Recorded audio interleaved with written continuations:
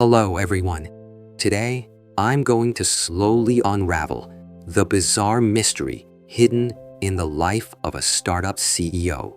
8 years ago, as a university student studying entrepreneurship, I stood at a government startup support event, my heart filled with ambition and uncertainty. That's when he appeared, the man known as the Man of Failures.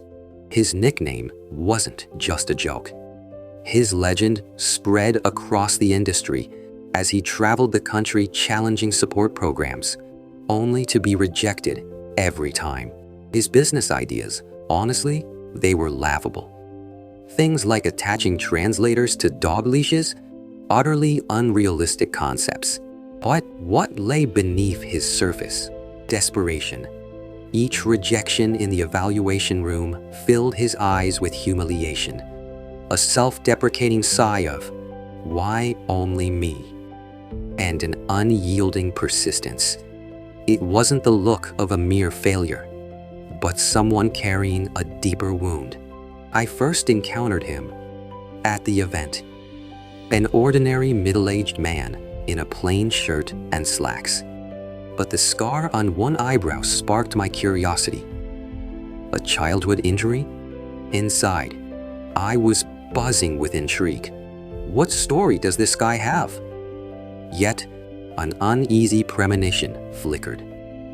This meeting felt like no mere coincidence. Something that would connect us in the distant future. Why wouldn't he give up? What hid behind that scar? Back then, startup support programs weren't as competitive.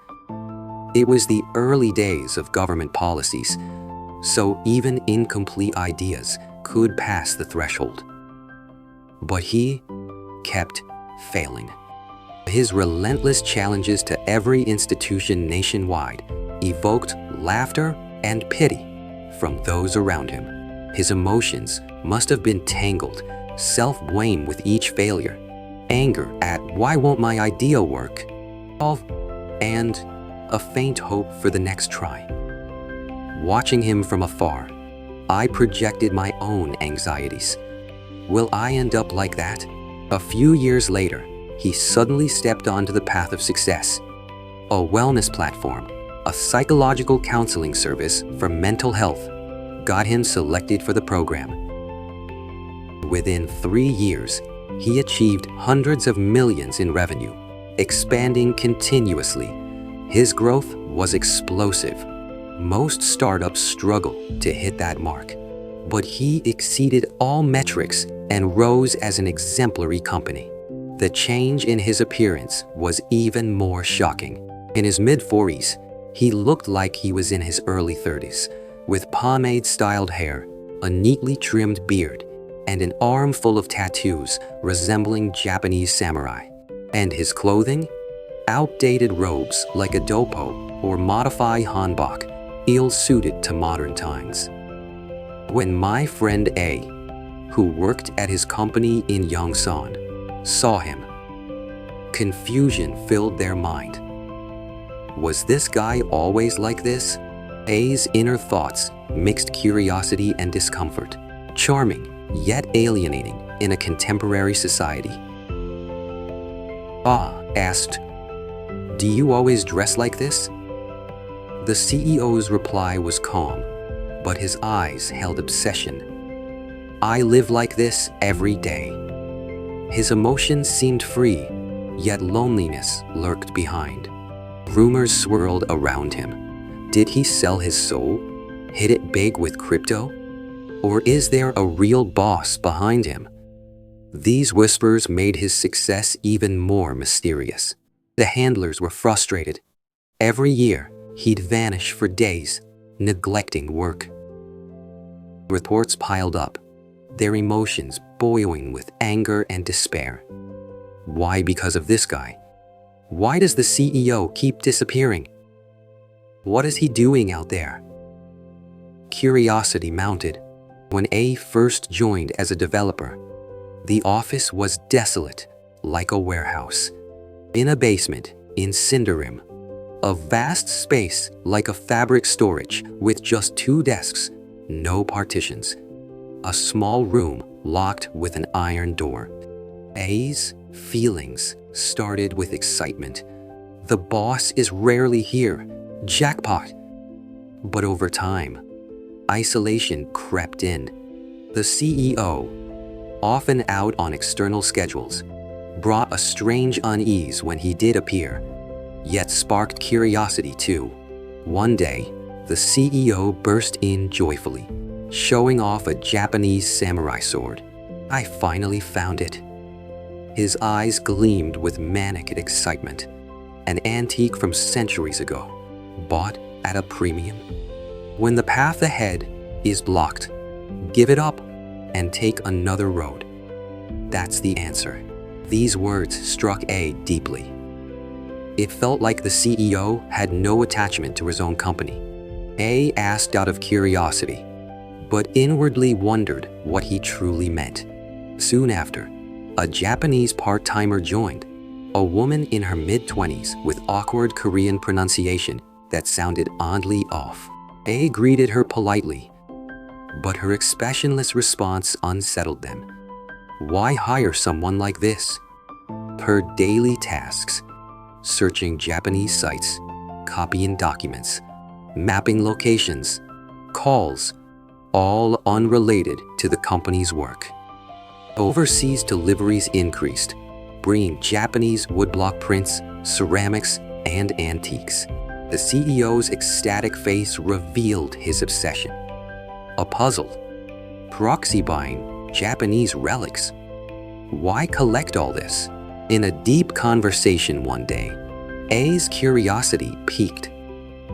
"Do you remember wandering the country with those old business ideas?" The CEO reminisced, tears welling. "I was a laughingstock, but I never gave up. I meditated often, spent a year consulting psychologists for market research, even taking loans in pain. Then, during hypnosis therapy, I learned of my past life. That moment changed everything." A had tried it too. In hypnosis, rewinding life in reverse, viewing past lives in third person. "I got a result as a tundra nomad, finding it fascinating and fun." The CEO shared his past life story: 19th century Meiji Restoration. A samurai from Kagoshima in Kyushu. Died at 29 in the Satsuma Rebellion. Shrapnel blew away his eye and eyebrow. The scar matched exactly between past and present. As he spoke, his emotions tangled in longing and rage.